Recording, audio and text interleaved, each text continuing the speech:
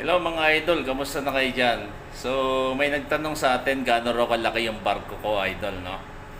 So, para magkaroon kayo ng idea, sasama ko kayong sumakay sa elevator. Let's go. Yes, may elevator yung barko namin. So, tara. So, andito tayo sa Alpha Deck. Ito ang elevator, oh. So, okay. So, andito na tayo sa loob ng elevator, mga idol, no? So, pupunta tayo sa G-Deck. So, simula sa upper deck, 1, 2, 3, 4, 5, 6, 7, 8. So, 8 palapag. So, imagine nyo kung gaano kalaki yan, idol, no? So, 8 palapag. Here we go. Nasa C-Deck na tayo.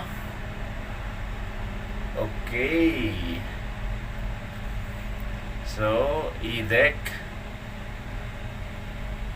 Ayan, oh. From upper deck to G-Deck, 8 palapag. There we go. G-Deck. So, welcome to G-Deck. So, nasa G-Deck na tayo, mga idol.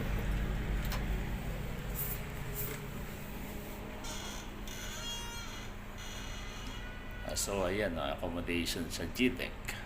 So, ganun kalaki yung barko namin.